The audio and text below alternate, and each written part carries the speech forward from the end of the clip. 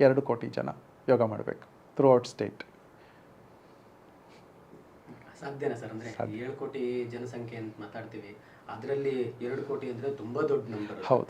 ಆ ಪ್ರಾಕ್ಟೀಸ್ ಮಾಡುವಷ್ಟು ಜನಸಂಖ್ಯೆ ಇದ್ದಾರಾ, ಅಥವಾ ಮುಂದಿನ ವರ್ಷಕ್ಕೆ ಅಂತ ಅನ್ನೋದಾದ್ರೆ ಪ್ರಿಪೇರ್ ಮಾಡಿದ್ರೆ ಮಾಡಲಿಕ್ಕೆ ಸಾಧ್ಯ ಆಗುತ್ತಾ ಏನು? ಈಗ ಏನಾಗುತ್ತೆ, ನಾವು ತೊಗೊಂಡು ಹೋಗ್ತಾ ಇರೋ ಸಬ್ಜೆಕ್ಟಲ್ಲಿ ಹಣಕಾಸಿನ ಖರ್ಚಿಲ್ಲ. ನಾವು ಯಾರತ್ರನೂ ಏನೋ ಕೇಳ್ಕೋತಾ ಇಲ್ಲ, ನೀವು ಸಬ್ಸ್ಕ್ರೈಬರ್ ಮಾಡಿ ಅಥವಾ ನೀವು ಚಂದ ಕೊಡಿ ಅಂತ ನಾವು ಕೇಳ್ತಾ ಇಲ್ಲ, ನಾವು ಕೊಡಲಿಕ್ಕೆ ಹೊರಟಿದ್ದೀವಿ. ಸೊ ಹಾಗಾಗಿ ನನಗೆ ಗ್ಯಾರಂಟಿ ಇದೆ, ಮೈಸೂರಲ್ಲಿ 55,000 ಜನ ಒಂದು ಕಡೆ ಸೇರೋಕ್ಕೆ ಸಾಧ್ಯತೆ ಇತ್ತಾ ಅಂತಂದರೆ ಇರಲಿಲ್ಲ. ನಾವು ಮಾಡಿದ್ವಿ ಅಷ್ಟೇ. ನಮಗೆ ಉತ್ಸಾಹ ಇದೆ. ನಾವು ಮಾಡ್ತಾ ಇರೋಂಥ ಸಬ್ಜೆಕ್ಟ್ ತುಂಬ ಕ್ಲೀನಾಗಿದೆ.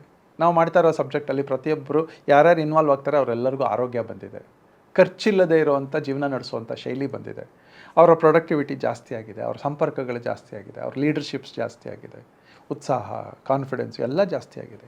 ಮೈಸೂರಿಗೆ ಕಂಪೇರ್ ಮಾಡಿದ್ರೆ ನೀವು ಬೇರೆ ಡಿಸ್ಟಿಕಲ್ಲಿ ಅದನ್ನು ಎಕ್ಸ್ಪೆಕ್ಟ್ ಮಾಡೋದು ಕಷ್ಟನಾ ಅಂತ ಸರ್? 2 ರೀತಿ. ಒಂದು, ನಾವು ಏನು 2017ರಲ್ಲಿ ಮೈಸೂರು ಅರಮನೆ ಮುಂದ್ಗಡೆ ಯೋಗ ಸರಪಳಿ ಮಾಡಿದ್ವಿ, ಶಾಲಾ ಮಕ್ಕಳು ಸೇರಿಕೊಂಡ್ರು, 55,000 ಜನ ಸೇರಿಸಿ ಗಿನ್ನಿಸ್ ರೆಕಾರ್ಡ್ ಮಾಡಿದ್ವಿ ರೇಸ್ ಕೋರ್ಸಲ್ಲಿ, ದೊಡ್ಡ ನಂಬರ್ ಅದು. ಆ ನಂತರದ 2 ವರ್ಷಗಳಲ್ಲಿ 65, 75, ಆ ದೊಡ್ಡ 65,000 75,000 ಜನ ಸೇರಿಸೋದು ಅಂದರೆ ಅಷ್ಟು ಸುಲಭದ ಮಾತಲ್ಲ. ಅದನ್ನು ಮಾಡಲಿಕ್ಕೆ ಸಾಧ್ಯ ಇತ್ತು, ಯಾಕಂತಂದರೆ ಮೈಸೂರಿನ ಜನರಿಗೆ ಆಸಕ್ತಿ ಇತ್ತು ಅಂತ. ನೀವು ಆ ಆಸಕ್ತಿನ ಉತ್ತರ ಕರ್ನಾಟಕದ ಅಥವಾ ಮಧ್ಯ ಕರ್ನಾಟಕದ, ಕರಾವಳಿ ಕರ್ನಾಟಕದ, ಅಥವಾ ಏನು ಹೈದರಾಬಾದ್ ಕರ್ನಾಟಕ, ಮುಂಬೈ ಕರ್ನಾಟಕದ ಆ ಜಿಲ್ಲೆಗಳಲ್ಲಿ ನೀವು ಅದನ್ನು ನಿರೀಕ್ಷೆ ಮಾಡಲಿಕ್ಕೆ ಉಂಟಾ ಅಂತ? ನನಗೊಂದು ಮಾರ್ಕೆಟಿಂಗ್ ಟೆಕ್ನಿಕ್ ಗೊತ್ತಿದೆ. ಎಲ್ಲ ಕಡೆ ಹೋಗಿ ಕೈ ಮುಗಿದು ಕೇಳ್ಕೊತೀನಿ, ದಯವಿಟ್ಟು ಮಾಡೋಣ ಬನ್ನಿ ಅಂತ. ಆಗೋಗುತ್ತೆ, ನಂಗೆ ಕಾನ್ಫಿಡೆನ್ಸ್ ಇದೆ. ಅಂದರೆ ಈಗ ಆಲ್ರೆಡಿ ಡಿಸ್ಟಿಕ್ ಅಡ್ಮಿನಿಸ್ಟ್ರೇಷನ್ ಒಂದು ಲಿಮಿಟ್ ಏನಾಗುತ್ತೆ, ಅವ್ರಿಗೆ ಇದೊಂದು ಸರ್ಕಾರಿ ಕಾರ್ಯಕ್ರಮ, ಎಲ್ಲ ಕಾರ್ಯಕ್ರಮಗಳ ಜೊತೆ ಇದು ಒಂದು, ಮತ್ತು ಅವ್ರಿಗೆ ಇದಕ್ಕೆ ಪ್ರಮೋಟ್ ಮಾಡಲಿಕ್ಕೆ ಸಮಯ ಇರಲ್ಲ, ಅವ್ರು ಬೇರೆ ಬೇರೆ ಕೆಲಸಗಳನ್ನು ಮಾಡಬೇಕು. ಇದು ಗೌರ್ಮೆಂಟ್ ಪ್ರೈವೇಟ್ ಪಾರ್ಟಿಸಿಪೇಷನ್ ಇರಲೇಬೇಕು. ಹೀಗೆ ನಾಗರಿಕರು ಎಚ್ಚೆತ್ತುಕೊಂಡು ಈ ಥರದ ಸ್ಕೀಮ್ಗಳನ್ನು ತಂದರೆ ಯಾವುದೇ ಸರ್ಕಾರ, ಯಾವುದೇ ಡಿಸ್ಟ್ರಿಕ್ಟ್ ಅಡ್ಮಿನಿಸ್ಟ್ರೇಷನ್ ಅವ್ರ ಜೊತೆ ಕೆಲಸ ಮಾಡುತ್ತೆ.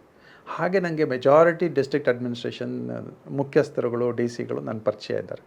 ಅವ್ರ ಹತ್ರ ಎಲ್ಲ ಒಂದು ರಿಕ್ವೆಸ್ಟ್ ಮಾಡ್ತೀನಿ, ಸರ್ ಈ ಸಲ 1 ವರ್ಷ ನಮಗೆ ಟೈಮ್ ಕೊಡಿ, ಮಾಡೋಣ ಅಂತ ಹೇಳ್ತೀನಿ. ನಾನು ಕೇಳ್ತಾ ಇರೋದ್ರಲ್ಲಿ ಅವ್ರಿಗೆ ಸ್ವಾರ್ಥ ಕಾಣಲ್ಲ. ನನ್ನ ಜೊತೆ ಅವರು ಕೆಲಸ ಮಾಡಿದ್ದಾರೆ, ಅವ್ರ ಜೊತೆ ನಾನು ಕೆಲಸ ಮಾಡಿದ್ದೀನಿ. ಹಾಗಾಗಿ ನನಗೆ ಕಾನ್ಫಿಡೆನ್ಸ್ ಇದೆ ಅವರೆಲ್ಲರೂ ಮಾಡ್ತಾರೆ ಅಂತ. ಮತ್ತು ಇದು ಒಂದು ಧರ್ಮಾತೀತವಾಗಿ, ಪಕ್ಷಾತೀತವಾಗಿ ಮಾಡ್ತಾ ಇರೋಂಥ ಕಾರ್ಯಕ್ರಮ. JDS ಗೌರ್ಮೆಂಟ್ ಇದ್ದಾಗಲೂ ನಾವು ಮಾಡಿದ್ದೀವಿ, ಕಾಂಗ್ರೆಸ್ ಇದ್ದಾಗಲೂ ಮಾಡಿದ್ದೀವಿ, BJP ಇದ್ದಾಗಲೂ ಮಾಡಿದ್ದೀವಿ. ಯಾರೂ ಇಲ್ಲ ಅಂತಿಲ್ಲ, ಫಂಡ್ಸ್ ಕೊಡಲ್ಲ ಅಂದಿಲ್ಲ, ಅಥವಾ ನೀವು ಮಾಡಬೇಡಿ ಅಂತಂದಿಲ್ಲ, ರೆಸ್ಟ್ರಿಕ್ಷನ್ಸ್ ಹಾಕಿಲ್ಲ. ಹಾಗೆ ನಾವು ಮಾಡೇ ಇದ್ದೀವಿ. 11 ವರ್ಷ ಮಾಡಿದ್ದೀವಿ, 12ನೇ ವರ್ಷ ಕೂಡ ಮಾಡ್ತಾಯಿದ್ದೀವಿ. ನಮ್ಮ ಮೈಸೂರಿನಲ್ಲಿರೋ ಉತ್ಸಾಹ, ಇಲ್ಲಿ ನನಗೆ ಉತ್ಸಾಹ ಇದೆ, ಹಾಗಾಗಿ ಒಂದಷ್ಟು ಜನ ಸೇರ್ಕೋತಾ ಇದ್ದೀವಿ. ನನ್ನ ಜೊತೆ ಹೀಗೆ ಉತ್ಸಾಹ ಇರುವಂಥವ್ರಿಗೆ ಆಪರ್ಚುನಿಟೀಸ್ ಇರಲಿಲ್ಲ.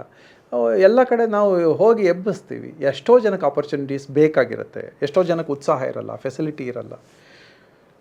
ಎಲ್ಲರನ್ನೂ ಕ್ರೋಢೀಕರಿಸಿದ್ರೆ ಪ್ರತಿಯೊಂದು ಡಿಸ್ಟ್ರಿಕ್ಟಲ್ಲೂ ನಮ್ಗೆ ಒಂದೊಂದು ಹೀರೋ ಸಿಗ್ತಾರೆ.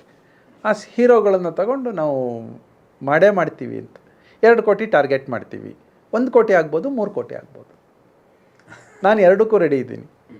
ಟಾರ್ಗೆಟ್ ದೊಡ್ಡದು ತಗೊಂಡಿಲ್ಲ ಅಂತಂದರೆ ನಾವು ಅಚೀವ್ ಮಾಡಲಿಕ್ಕೆ ಸಾಧ್ಯ ಇಲ್ಲ ಅಂತ. ಈಗ ಬೆಂಗಳೂರು ಮಹಾನಗರನೇ ತುಂಬ ದೊಡ್ಡದಾಗಿದೆ. ಟೋಟಲ್ ನಮಗೆ 31 ಡಿಸ್ಟ್ರಿಕ್ಟ್. ಅಷ್ಟು ಡಿಸ್ಟ್ರಿಕ್ಟಲ್ಲಿ ಜನ ಇದ್ದಾರೆ. ಅಷ್ಟು ಡಿಸ್ಟ್ರಿಕ್ಟಲ್ಲಿ ಒಂದೇ ಸಬ್ಜೆಕ್ಟ್ ಅಂದರೆ ನಾನು ಕೇಳ್ತಾ ಇರೋದು ಆರೋಗ್ಯ, ಫ್ರೀ ಆರೋಗ್ಯ. ಹಾಗಾಗಿ ಮಾಡೇ ಮಾಡ್ತಾರೆ.